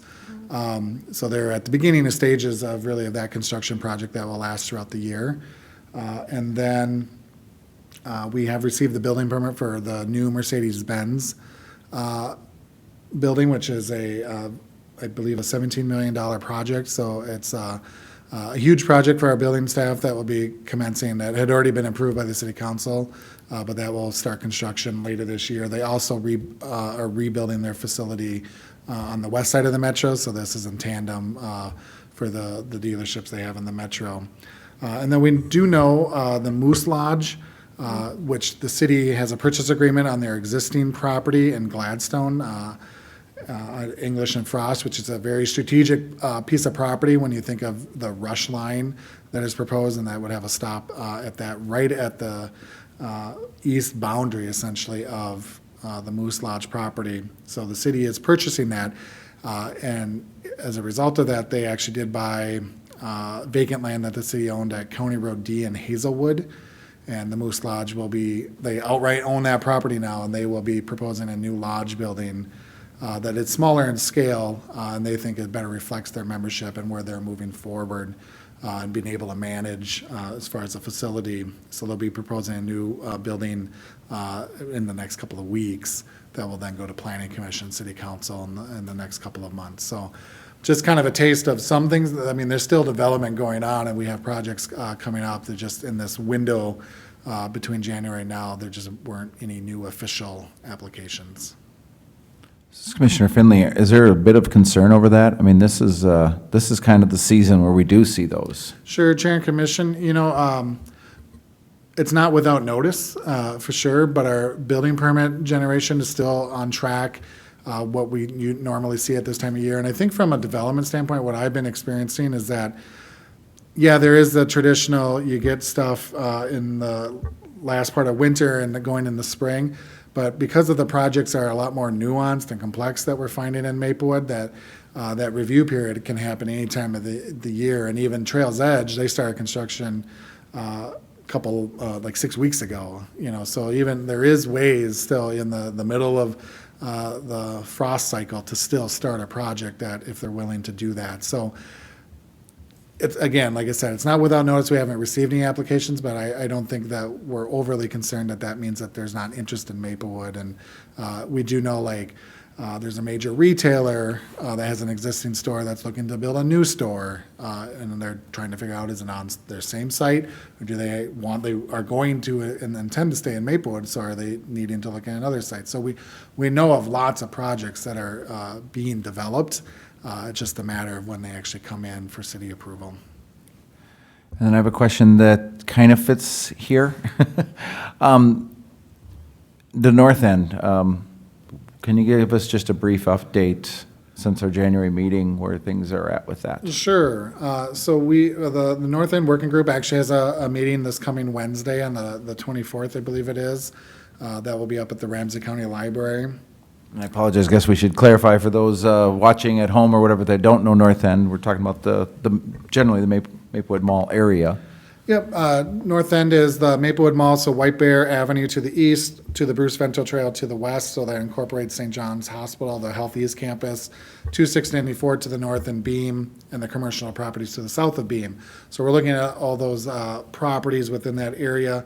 Mr. Dupuy has been on the North End, so he could probably provide some of his comments and his point of view, but a couple of visions have been sketched out, and we've been dialoguing with property owners, so the mall, the hospital, the owners, and I think the important thing to remember with the mall is that the mall is the common space, and the tenant spaces within that is one owner, but all the 4 anchors own their building and their parking lot. So when you think of Maplewood Mall, it's really 5 property owners. So we've been interacting and dialoguing with all those property owners, and Seritage, which is the owner of the Sears property. They've shown great interest in what we're doing, and we're trying to leverage that and continue conversations with them in the mall, because they do have partnerships outside of this site where Seritage and Washington Prime Group, who owns the mall, work on other projects together. So we're hoping that this is a catalyst for them to move Maplewood up on their list of potential projects. So we're going back and forth on property owners, and to ultimately land on one vision document that will be used in our plan. So we're looking to wrap up in June with the entire process, but that's just creating the document, and then additional short-term and long-term goals are being developed so that we continue the effort in North End. But I'd ask Mr. Dupuy if he had other observations he'd like to share with the group. Yeah, I would say at this point they're, kind of working as a group. There's kind of like a plan or almost a map of what the area could look like, or an idea for it. We're playing with And it's Legos. like, yeah, right? exactly. I mean, there's been like with Legos, there's been like a couple models, which ones you like better. I feel like there's a lot of green space, which I think is good. I think there's a focus on connectivity, so having it easy to get from, one part of that area to the other, instead of maybe buildings or retail that blocks it. So I think so far, it's very promising. I think the challenge, even related to like the, not having any, new projects to report or whatever, is getting all of the businesses to commit, and the stakeholders, to, attracting people into Maplewood and getting the stakeholders involved to partner. And I didn't want to overlook, Joy has been going to the meetings as well, so if you had, I'm sorry. But if you had other comments too, please. No, Dennis really has brought it around in the fact that we're really trying to do some connectivity. Because one of the things that we hear is, it's not walkable. Like, if you're at the hospital, how do you even get to the mall? Or how do you get to the restaurants, You have to cross over a lot of busy streets, and I think some of the key stakeholders too, like, from St. John's and one of the nursing homes there, are kind of looking at the same thoughts of, how do we utilize that? And then also, how do we attract, how do we make it, the Maplewood Mall kind of an attraction site? Because, down the road we have Rosedale, and a lot of the shops, I think, have moved there, but what are the families that live in the Maplewood area or in the apartments, or, what's the demographics? There's like older and younger, and there's not always, in the winter, a lot of places to go. So how do we, maybe bring a park in, or, kind of different things like entertainment? Do we need a movie, theater? That sort of thing, and hotel space and things like that. So I think there's a lot of good dialogue going, a lot of visioning happening, because again, you can do anything in a vision. It's how do you bring it together? So. And that's why we did take a break in the process where we were having regular monthly meetings with the working group that had been established, and we took the March off because we wanted to make sure to reach out to all the major property owners because we didn't want to present something that they were going to be very unhappy with. And we wanted to see what kind of buy-in. And it's worked a couple different ways where, like Kohl's, on the vision plan, their building's not there, but they are all about it. They understand what the city is trying to do. They're not looking to move. They feel that Maplewood's a good store for them, but they understand this is a 20, 30-year vision that, yeah, this area may look different and maybe they look different, but they're supportive of the process. And then on the second side with Seritage, as I kind of alluded to, it got them thinking about this site where it wasn't necessarily directly on their radar right now, but now they're coordinated meeting that will at some point happen where they fly in with Washington Prime and they'll meet with the city and talk about what we're looking to do. Does it mean anything in the end, like as far as a project happening? We don't know. But at the end of the day, it's private property owners making private investment, and we're just trying to be the catalyst and help show what we're looking to do as a city in that area. So I think it's moving in a good direction, but now it's time to see this part of the plan development wrap up in the next couple of months, and we'll do another open house.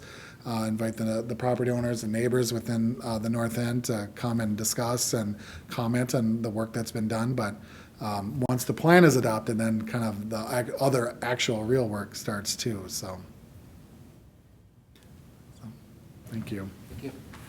Are there any other questions? I'd like to make a motion to adjourn. I second it. All in favor? Aye. Okay, we are adjourning at 8:04.